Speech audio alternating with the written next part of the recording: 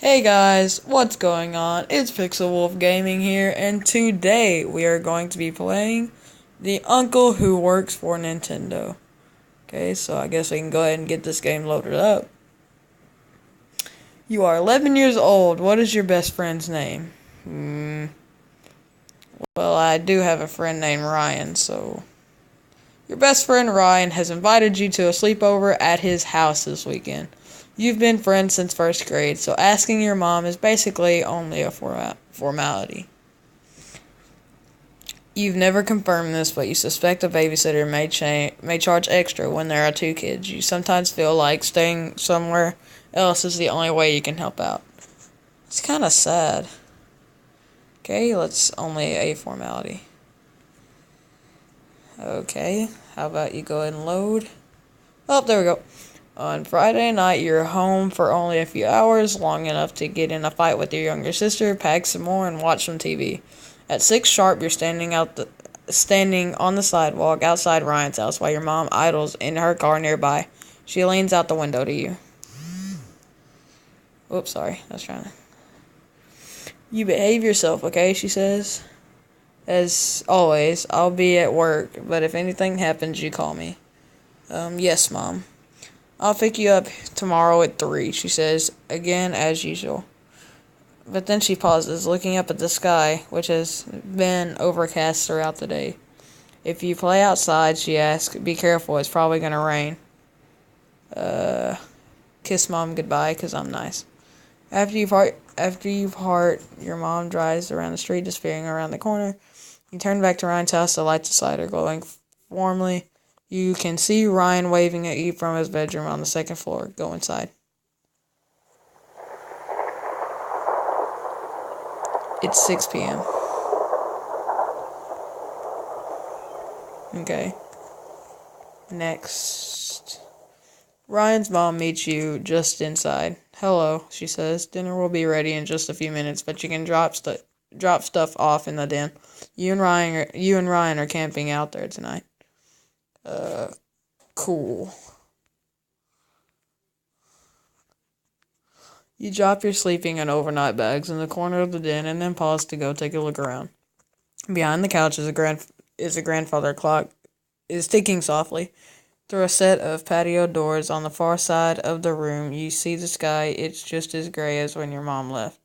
Framed pictures line the walls, and over the dark fireplace hangs a monstrous pair of antlers from a buck that Ryan's dad shot years ago. And, of course, there's a big screen TV. Sometimes it makes you uncomfortable how much nicer Ryan's house is than yours. Anyway, you drop your sleeping and overnight bags in the corner of the den and pause to take a look around. Behind the couch, a grandfather clock is ticking softly through a set of patio doors. Oh, wait, that's what I just read.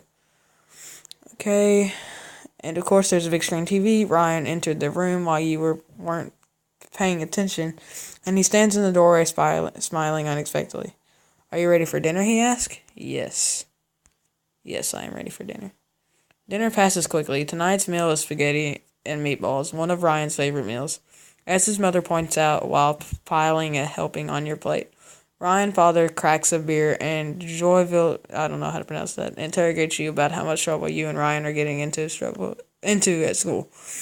Dessert is heaping bowls of ice cream, drizzled in chocolate sauce. You can't even finish yours. Cracks a beer. Wait, that wasn't a beer at all. That's a glass of lemonade. What?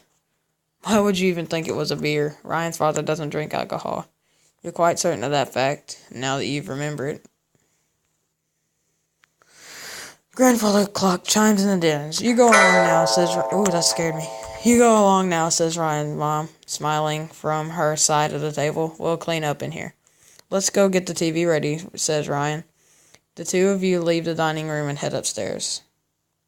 Ryan's room is immense. You stay in the den because the TV is larger there, but there's a sizable one here, flush with the wall opposite the full-size bed.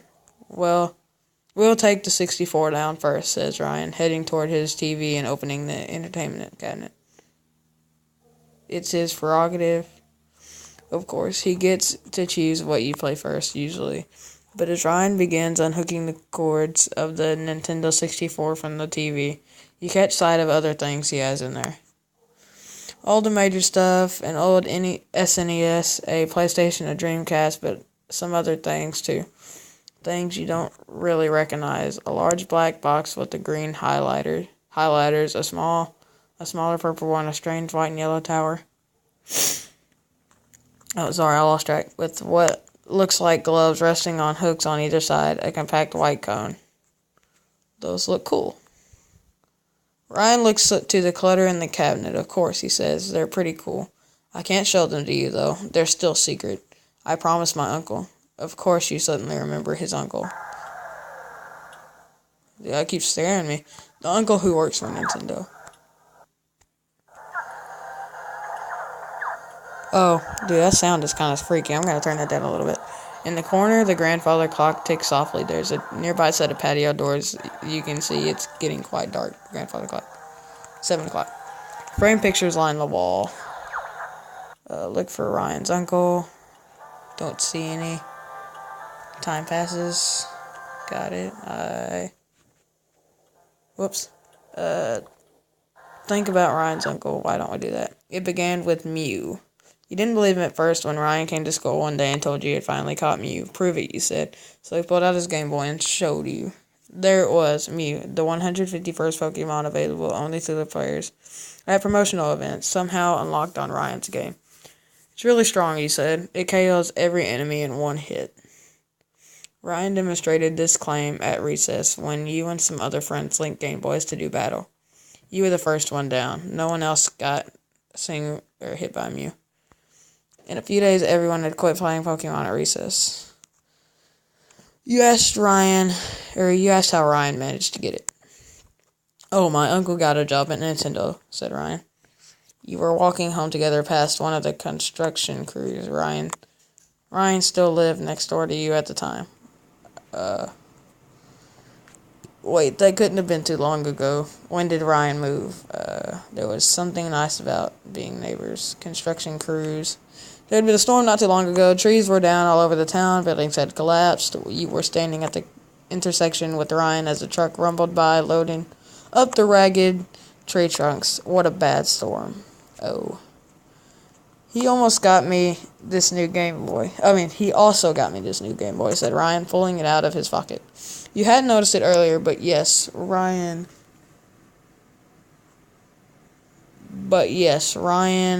Sorry, I got off track again. I was staring at something. You hadn't noticed it earlier, but yes, Ryan now had the sleek new Game Boy Color. Until today, he had one of the old ones, a big gray brick like yours. This one's a special edition, said Ryan. Isn't it cool? You agreed. You snap out of your reflections. Click. Clock chimes, 8 o'clock. Okay, got it. Talk to Ryan. What would you like to talk about? Ask Ryan. Let's ask about the storm. Do you think the storm will be as bad as the one we had before? I don't like the sound of the wind. You remember the storm we had that tore down all those trees? I don't know what you're talking about, says Ryan. You don't remember? Remember what? The storm that happened. Oh, sorry, I didn't mean to click that. Ryan shook his head. If it was important, I would have remembered it, he says. You fall silent. What would you like to talk about? The story. Well, choose the other one. Don't remember. I actually forgot. Let's talk about school. You and I discussed class a few days ago, and the teacher publicly chastised a classmate you immediately dislike. Our classes. Okay, I'm in the den. Hurry up and click.